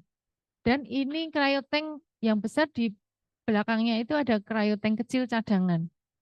Karena cryotank ini harus diisi ulang dan nggak boleh habis. Kalau habis di tengah jalan, malam-malam habis, besok pagi, wah selnya mati semua, nangis itu ya. Dan harus diganti paginya gitu. Kita tahu, oh ini setelah kita lihat ternyata cryotank habis setiap berapa hari sekali. Ya udah sebelum itu habis, kita minta tim dari gasnya Sarana itu untuk menambah nitrogen liquidnya, kita masukkan kembali ke ruang cryotank seperti itu. Dan ini rutin dilakukan. Nah, memang untuk keterbatasan kultur sel harus ini ya kondisinya aseptik oleh personal yang punya kemampuan khusus harus dilatih. Dilatihnya juga lama ya. Kita kemarin pelatihannya salah satunya CCT ke Jakarta kemarin dan harus pernah pelatihan GMP juga harus punya sertifikat gitu. Jadi nggak bisa sembarangan, nggak bisa sembarangan dan pelatihannya cukup cukup mahal untuk melakukan kultur sel ini. Kemudian jumlahnya, berapa jumlahnya yang kita dapatkan produksinya, diferensiasinya juga nanti menjadi diferensiasi apa, asal selnya apa, jangan sampai cross kontaminasi, terus genomic instabilitas ini juga problem yang banyak di lab stem cell. Nah, untuk QC itu dilakukan dari awal sampai akhir. Dari umbilical cord-nya sampai nanti produk. Ini materialnya ya, material reagennya itu harus dilakukan pemantapan mutu. Sebenarnya tidak jauh berbeda dengan logistiknya di lab kita ya. Jadi pada saat menerima barang itu dicek dulu bagaimana kemasannya, bagaimana tabungnya, isinya, kadaluarsonya, kemudian nomor lotnya, pecah apa enggak gitu. Itu kita harus cek dulu di bagian logistik. Kemudian kita lakukan uji validasi. Nah, ini yang cukup mahal juga. Jadi kita dapatkan bahan media. Kita harus pastikan medianya ini mengandung ini sesuai yang tertulis. Itu kita uji. Nah, padahal kan nggak semuanya bisa menguji isi kandungan reagen. Kita meminta COA-nya, COA atau MSDS gitu untuk menggantikan tadi uji validasi bahan reagen material. Bagaimana kita memastikan tadi cubing-cubing yang untuk alat otomatik kultur itu steril. Padahal harganya itu bisa satu mobil sendiri itu. Kan nggak mungkin kita buka cupnya, terus kita uji sterilitas gitu, kemudian kita cek pengecatan gram gitu.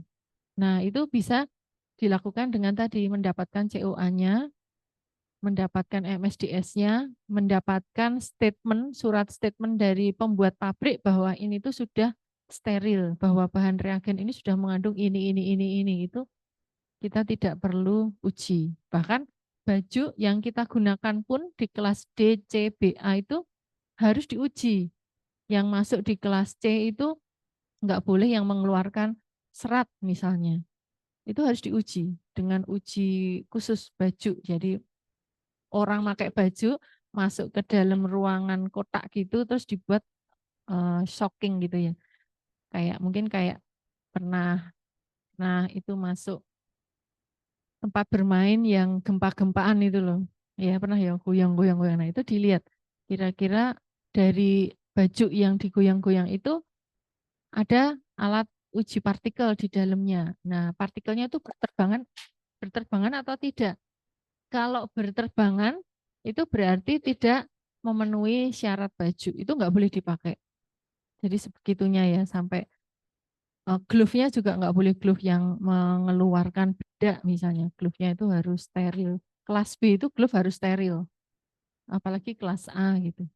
Nah, setelah di kuarantin dipastikan tadi oleh QC bahan-bahannya ini sudah valid, barulah masuk ke ruangan rilis. Jadi lemari-lemarinya itu pun juga harus diberi tanda. Oh, ini masih kuarantin. Ini sudah rilis, ini reject. Ini yang bisa digunakan, ini yang dirilis. Kalau yang reject nggak boleh digunakan, itu harus ditandai masing-masing. Karena jangan sampai pada saat kita salah ngambil ya, masih kita datang ke warehouse, asal aja kita comot, padahal ini ternyata tadi belum uji lolos QC bahan material. Nanti ke belakangnya kita udah kultur berapa bulan, mati selnya gara-gara materialnya yang nggak ter-QC. Kemudian kita masukkan bahan material ini di risk level berapa? Risk level 1, 2, 3 itu nanti ada. Risk level 1 tuh apa yang bisa digunakan tidak mempengaruhi produk. Risk 2 sedikit mempengaruhi produk. Risk 3 sangat mempengaruhi produk misalnya. Itu masukkan kategorinya dan untuk risk 1 misalnya hanya dicek visual toh. Risk 2 harus visual sertifikat analisis COA ini tadi ya. Risk 3 harus tiga-tiganya. Visual, sertifikat analisis, dan QC testing. Itu ada daftar-daftarnya ini yang termasuk kategori material risk. Barulah nanti kalau QC-nya ini sudah oke, masuk rilis. Masuk rilis. Jadi enggak semuanya itu harus ada COA-nya. Kalau risk level 1 itu hanya visual check aja. Tabungnya, kemasannya, idenya gitu. Kemudian quality control material yang aktif. Kita harus lakukan uji sterilitas.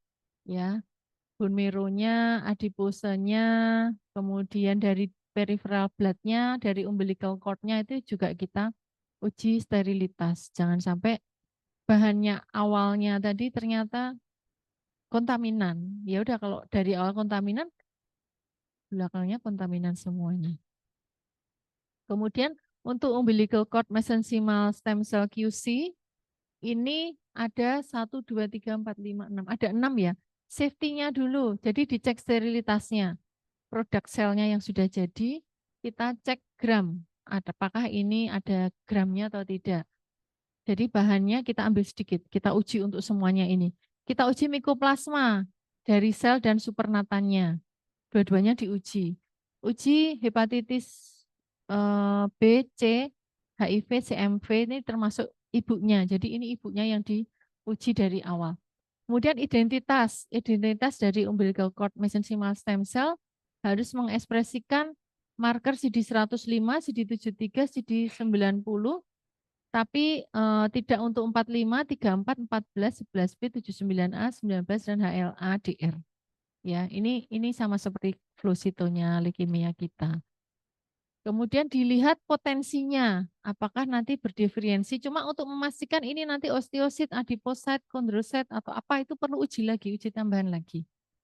Ya, kalau memang kita nanti saya pengen mendapatkan osteosit, ya udah uji lagi agar spesifik selnya yang didapatkan. Kemudian assay-nya, viabilitas tadi ya, sel count-nya pakai hemositometer atau sel counter dari flow cytometry juga bisa. Purity-nya, residu terhadap growth factor itu juga kita cek pakai growth factor assay. Kemudian stabilitas genomic karyotyping test. Nah ini penting di awal dilakukan karena nanti memastikan pada saat udah tadi ya dimasukkan cryo berapa lama, gek gitu. Pada saat sudah keluar ternyata genomiknya karyotypingnya berbeda dari berubah dari genomik yang awal menjadi mutasi misalnya, kan bahaya sekali. Berbahaya untuk pasien yang diterapi. Kemudian untuk sekretom ini juga ada di QC, safety-nya itu sterilitasnya, mikoplasmanya juga, kita cek mikoplasmanya, dengan kemudian identitasnya dengan assay KGF, growth factor ya, untuk identitas dan assay-nya, untuk purity-nya living cell residue dan penoret residue. Jadi jangan sampai bahan sekretumnya kita itu ternyata menggunakan medianya itu mengandung penoret.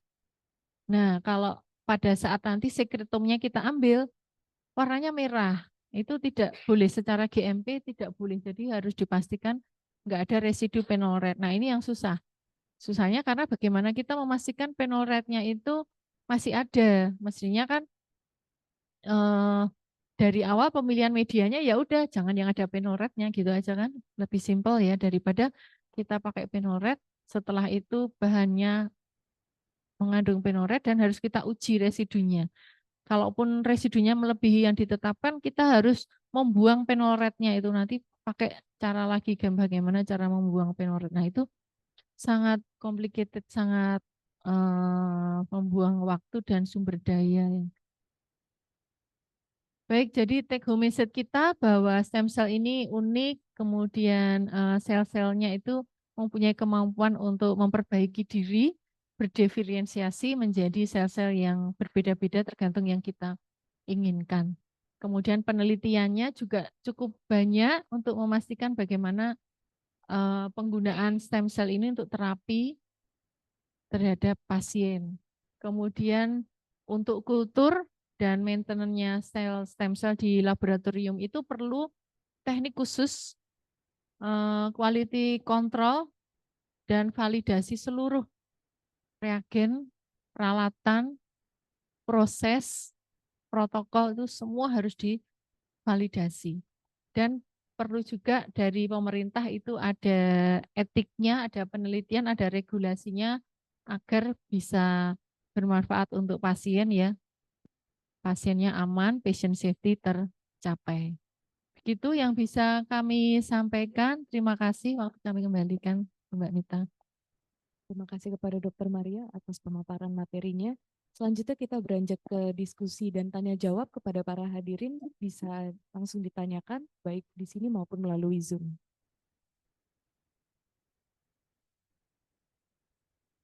Izin dokter, terima kasih kepada Dr. MI Diah Pramudianti, spesialis patologi klinik konsultan atas kuliah pakarnya dokter. Ini materinya menarik sekali. Sebetulnya saya ingin tahu lebih banyak ya dok, karena jujur saya pribadi tuh masih buta gitu tentang stem cell ini dok. Nah ini dok, kapan dokter stem cell itu diambil? Tadi kan menggunakan umbilical cord ya dokter. Nah, setiap berapa kelahiran bayi atau bila ada keperluan saja itu baru dibuat. Kemudian yang kedua, dari satu umbilical cord itu bisa jadi berapa tube ya dok ya? Kemudian lalu nanti penggunaannya untuk siapa? Untuk pemiliknya ataukah untuk pasien yang membutuhkan? Dan sekali kasus itu butuh berapa tube? Seperti itu dokter. Terima kasih. Baik, terima kasih. Jadi untuk saat ini kita menggunakan umbilical cord-nya itu baru mungkin sekitar 3 atau 4 ya. Umbilical cord ya dari dokter kandungan itu. Dan kita melakukan trial untuk ekspansi sel itu kemarin juga menggunakan umbilical cord sel dari umbilical cord yang pertama. Jadi setiap kita mau melakukan kultur itu kita sebenarnya nggak perlu ambil umbilical cord lagi, mulai dari awal lagi, enggak. Yang sudah kita simpan tadi, ada P0, tadi kan P1, ya, nah istilahnya ada master cell blanknya di situ, master cell-nya yang bisa kita simpan itu sebagai awalan. Baru nanti kalau kita mau ambil jadi working cell-nya di bawah-bawahnya. Jadi enggak harus. Kecuali kita benar-benar sudah kehabisan ya, kehabisan umbilical cord master cell-nya itu, atau master cell yang kita dapatkan tadi enggak bagus. Kayak pas awal-awal gitu kita dapatkan selnya enggak bagus, ternyata anemia. ibunya. Ya udah kita coba ambil lagi dari ibu yang lain, ternyata bagus. Besoknya kita mau trial, memang trialnya ini beda. Kita ingin coba ya sekalian untuk validasi proses yang lain. Itu dari SBOG yang lain, nah tadi ternyata nggak bagus seperti itu. Tapi secara umum, sekiranya master cell-nya itu sudah bagus dan masih banyak simpan, kita tuh nggak perlu melakukan ya ambil lagi, kecuali pengen nambah ya. Sama seperti di lab yang lain itu, info dari klinisi SPOG itu di lab yang awal itu masih ada itu master cell-nya yang dulu beliau bantu untuk umbilical cord-nya. Jadi bisa selama itu disimpan untuk mendapatkan waxing cell blank. Waxing cell-nya ini nanti yang nanti akan di peset berulang kali. Misalnya dari P2 disimpan, diambil salah satu aja, yang lain-lainnya disimpan. Karena cupnya itu juga tergantung dari jumlah sel yang kita dapat. Jadi dari umbilical cord kita disosiasi tadi yang dicacah-cacah, kita dapatkan sel, itu kita hitung dulu berapa jumlah selnya. Baru nanti kita masukkan di dalam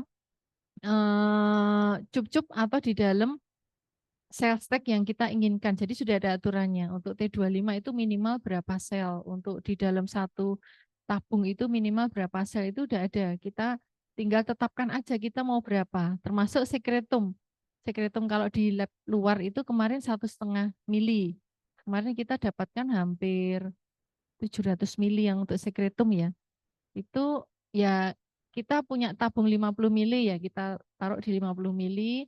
Kemudian kita taruh di cup yang kecil-kecil 1 mili gitu.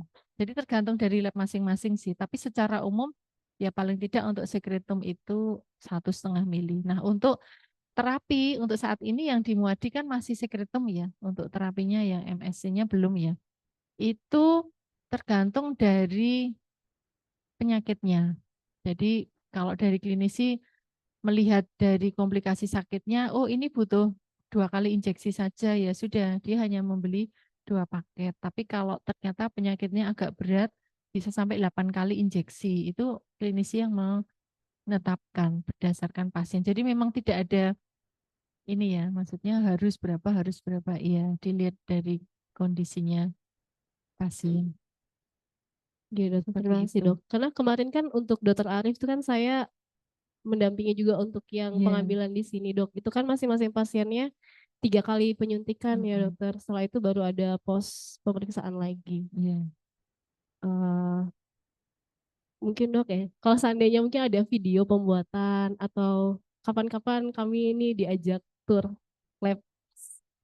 Boleh, tapi di luar aja ya. Oh iya, siap dok.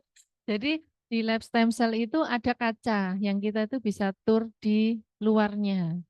Tapi memang tidak terlalu memenuhi syarat ya karena banyak banyak HVAC di luar gitu. Jadi harus hati-hati. Tapi silahkan boleh kok. Nanti kalaupun kita ke dalam itu lab stem cell ini kan sangat restriktif ya. Jadi orang luar itu hanya boleh masuk sampai kelas D.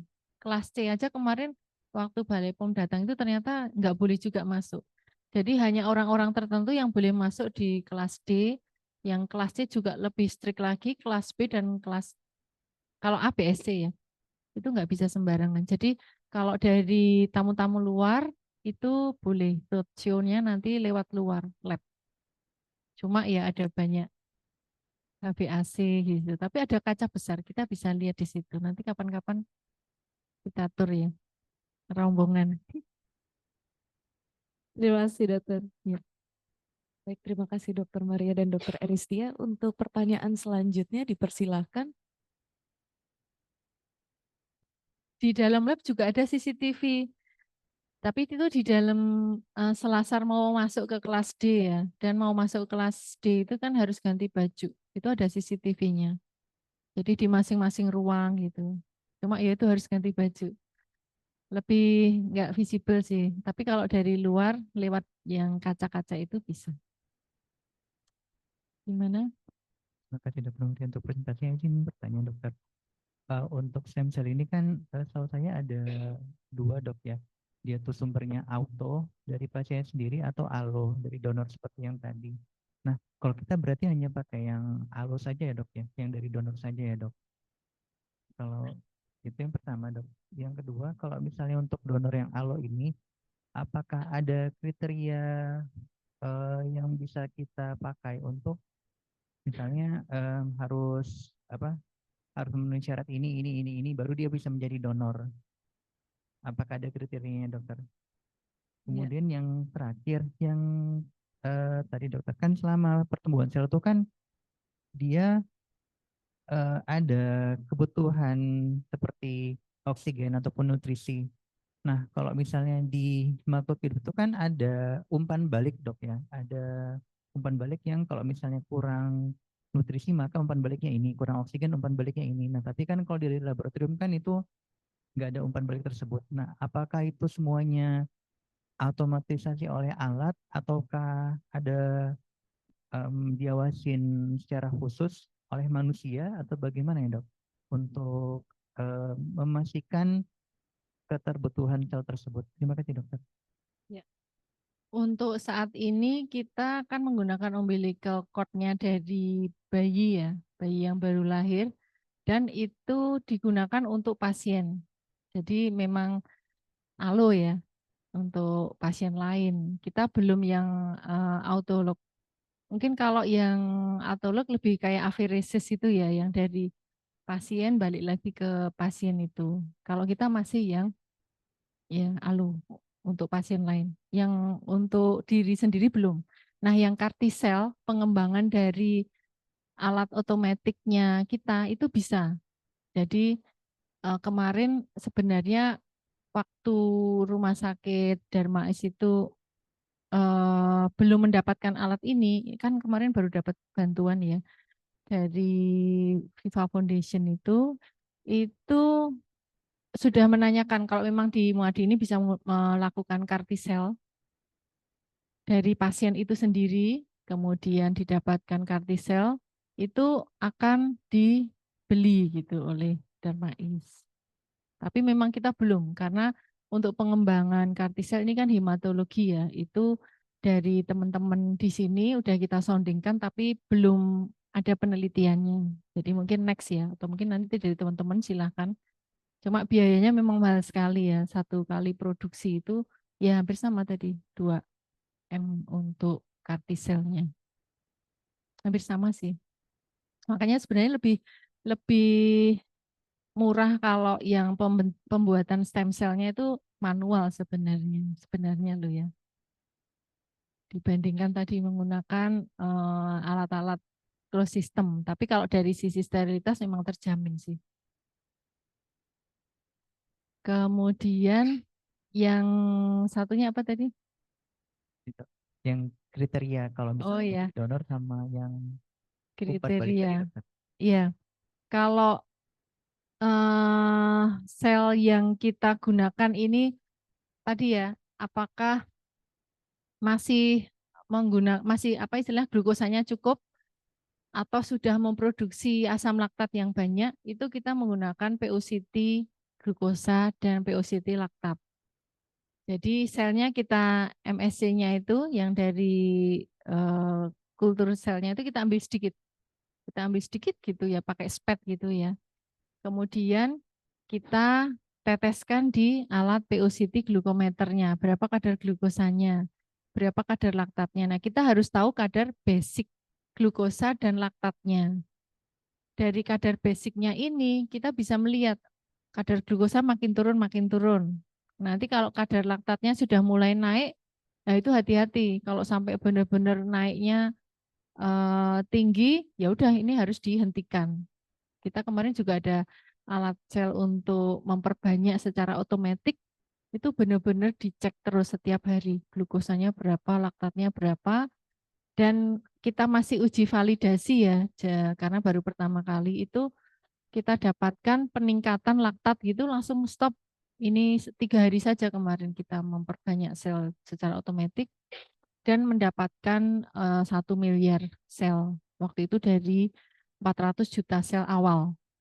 Ya, kita perbanyak jadi 1 miliar. Nah itu melihatnya secara sederhana dengan POCT. Ya, jadi bukan dari alat otomatik untuk saat ini belum. Maksudnya otomatis dicek, oh ini glukosa berapa, laktat berapa, itu belum sampai secanggih itu. Dan pada saat kita mengambil contoh eh, selnya, kulturnya itu juga harus tetap dalam kondisi steril.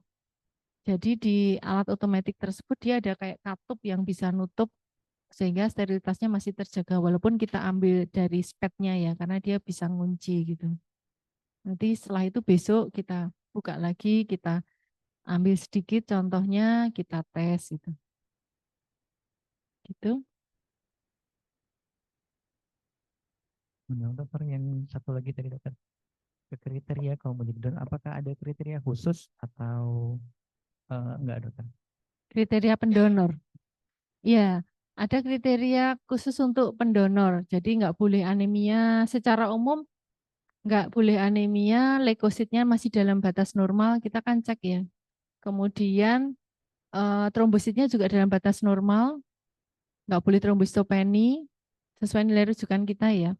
Kemudian tidak ada IMLTD, jadi tidak ada HIV, hepatitis B, hepatitis C, kemudian sifilis gitu ya, tokso gitu-gitu itu tidak diperkenankan. Nah ini tugas untuk men-screening itu dilakukan oleh klinisi SPOG-nya. Jadi kita kerjasama dengan beliau, kita sampaikan formnya yang harus diisi, termasuk juga untuk inform concern-nya. Jangan sampai nanti next gitu pasien menuntut karena tahu oh ternyata umbilical cord-ku ada di sana. Saya mau ngambil, kebetulan mungkin sakit ya, tiba-tiba sakit gitu ya. Terus aku mau mencari yang anakku dulu, umbilical cord anakku di mana, terus meminta itu menjadi haknya gitu. Nah, makanya itu inform consent itu kita detail banget di awal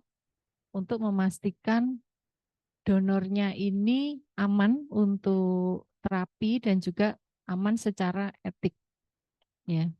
Ada persyaratan khusus dan semua bahan-bahan yang memasuki syarat itu kita dokumentasikan karena pemeriksaan labnya karena kita rumah sakit tipe A di mana persalinan normal itu jarang ada ya di sini ya. Persalinannya di sini itu kan sebagian besar komplikasi. Bisanya diambil dari lab, maksudnya dari klinik ibu dan anak yang ada di daerah, di mana persalinan normal itu bisa dilakukan dan juga tidak semua klinisi SPOG itu menerima kehamilan normal. Kita juga harus bekerjasama benar. Ini SPOG-nya menerima kehamilan normal enggak karena ada spesialis-spesialisnya ya. Dan sudah terlatih untuk mengambil umbilical cord. Jadi mulai dari pemotongannya, sterilitasnya, kemudian membersihkannya karena umbilical cord-nya ini harus bersih, benar-benar bersih dari arteri dan vena yang ada di dalam umbilical cord. Jadi harus diambil satu-satu, dicuci, dibersihkan seperti itu.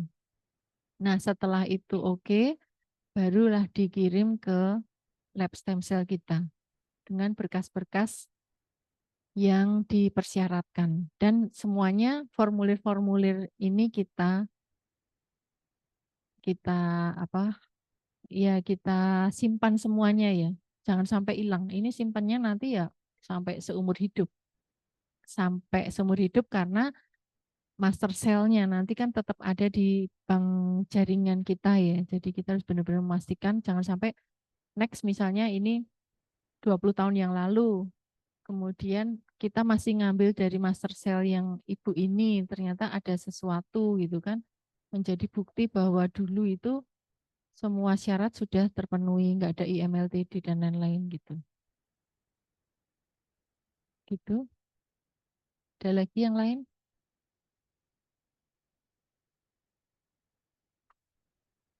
Terima kasih Dr. Maria dan Dr. Hadid. Mungkin kami cek terlebih dahulu dari peserta di Zoom apakah ada pertanyaan.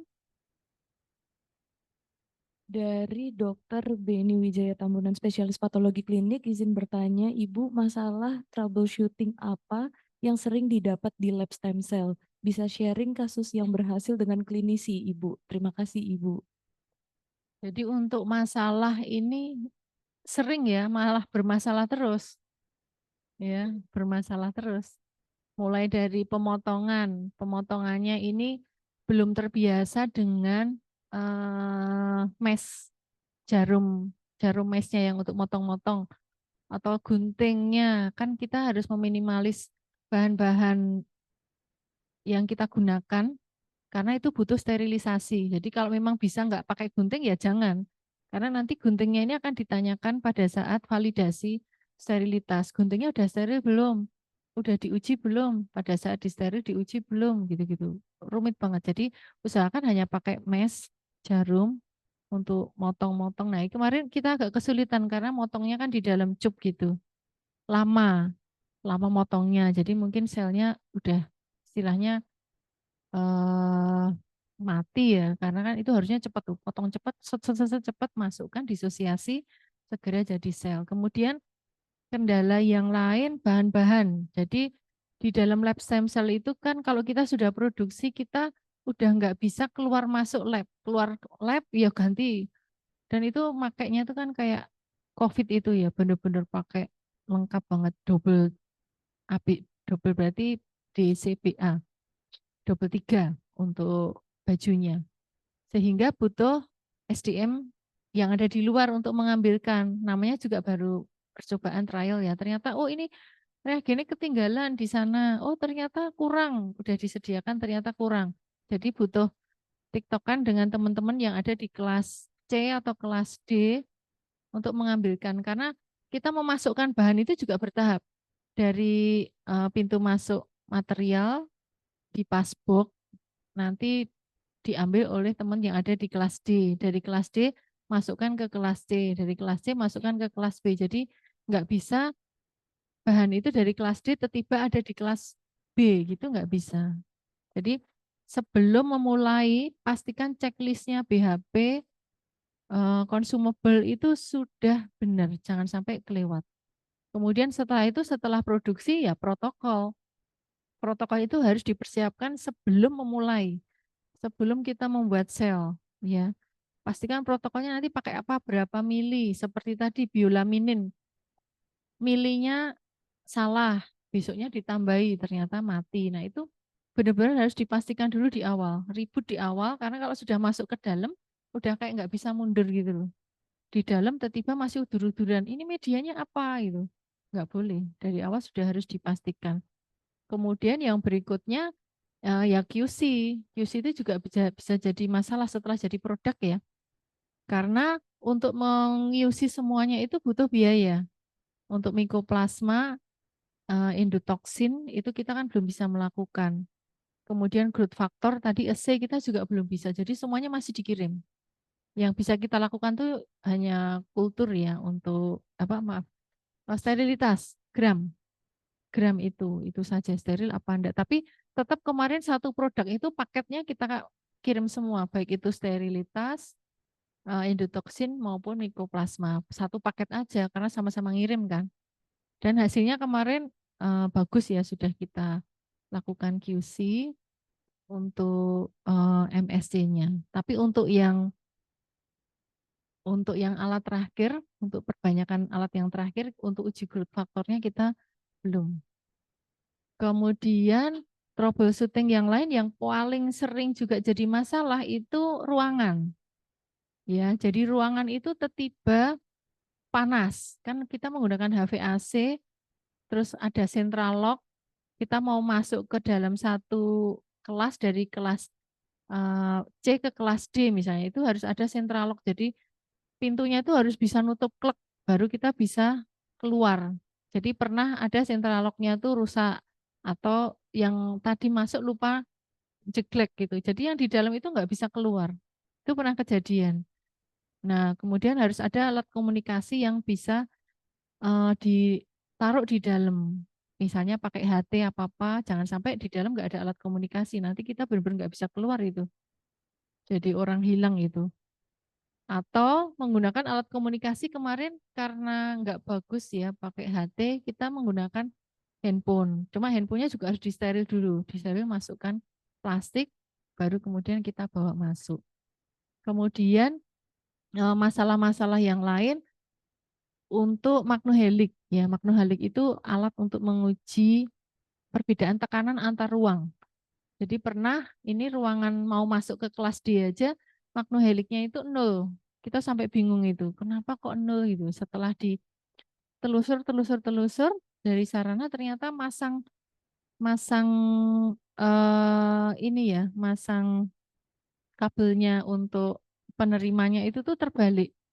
Jadi harusnya ini kelas D di dalam, ini di luar itu kebalik. Makanya 0 terus. Nah, makanya harus ada uji. Ruangannya itu juga harus diuji. Selain uji partikel tadi, berapa banyak partikel yang ada di ruangan, juga uji tekanan menggunakan smoke test. Jadi dikasih asap gitu ya, kira-kira nanti dia keluarnya kemana aliran udaranya. Nah, seperti itu. Itu belum, kalau kita yang smoke test kemarin belum. Kemudian masalah yang lain, yaitu yang HVAC itu yang berat. Tiba-tiba berembun, jadi kacanya itu berembun. Atau panas, jadi pernah kita tiba-tiba itu pas pagi-pagi masuk itu harusnya suhu dingin kan, itu 37 derajat gitu. Panas di dalam lab. Dan itu sering terjadi. Dan biasanya terjadinya setelah rumah sakit mati lampu. Nah, itu wah itu ngeri itu. Ngerinya kan kita tidak tahu bagaimana pas mati lampu cryotanknya atau mungkin kita masih di inkubator ya, kalau cryotank masih aman ya selama ada nitrogen liquid. Yang ada di dalam inkubator.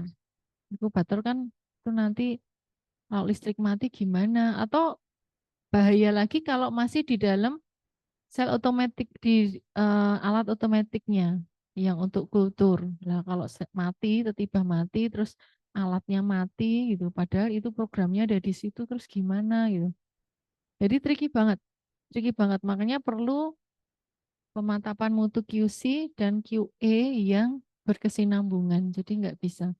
Kemudian pernah masalah juga waktu itu perhitungan sel flow cytonya.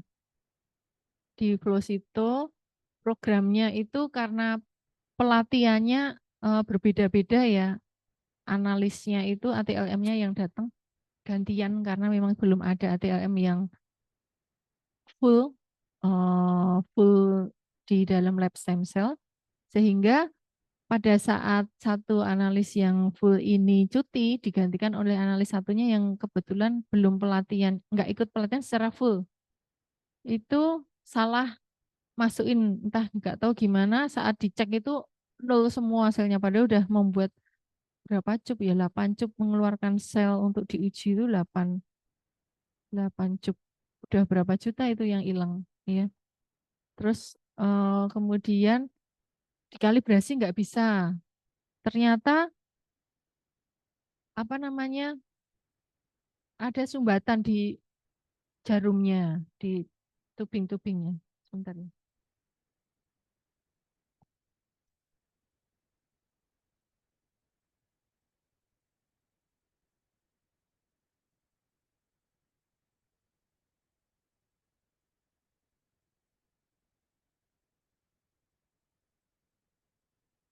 Gitu. Banyak, kalau mau cari masalah banyak. Wah, banyak. Banyak banget. Dan pusing banget ya. Inkubator kemarin penuh karena kan kita sudah produksi banyak. Jadi harus butuh inkubator. Nah, setting desain ruangan juga kebetulan kemarin sudah desain dari awal, tapi mungkin dimensi alatnya nggak dihitung. Jadi apa yang terjadi? Masukkan alat nggak muat di kelas B. Jadinya apa? Bongkar. Padahal kan temboknya udah tembok yang bagus gitu ya. Jadi apa pintunya itu kan juga interlock. Ya udah, terus error-error. Nah kayak gitulah. Sehingga pada saat mendesain ya sebenarnya sudah kita konsulkan, tapi mungkin nggak tahu dimensi alat ya, karena kan alat yang beli itu kan tergantung kita. Ternyata alat yang dimasukkan besar-besar, sentrifuge yang dimasukkan besar-besar. Mungkin di lab lain sentrifugenya kecil, jadi mau masuk pintu satu gitu aman. Nah ternyata kita dimensi alatnya yang otomatis atau yang sentrifuge itu besar. Nah itu harus dipertimbangkan dari awal, benar itu. Jangan sampai merubah-rubah ruangan. Ya, kalau mau cerita lagi banyak banget ya. Isinya masalah terus. Baik, terima kasih Dokter Maria atas Iya, penjelasannya. Terima kasih atas materi juga yang telah iya. disampaikan. Semoga bermanfaat bagi kita semua. Selanjutnya kita akan melakukan sesi foto bersama terlebih dahulu dengan hadirin yang berada di dalam Zoom. Bagi hadirin yang berada di dalam Zoom, silakan untuk menyalakan kameranya dan kita akan foto bersama.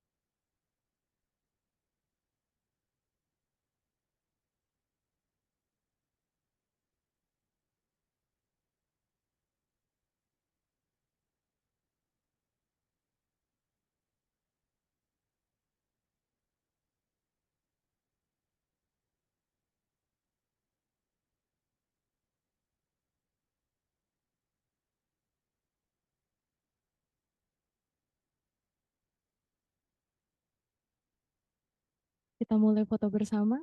1, 2, 3. Satu kali lagi.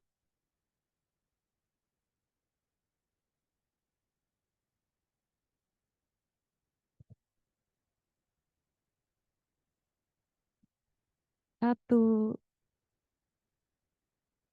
Ya.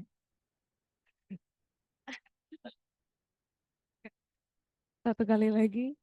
1, 2, 3.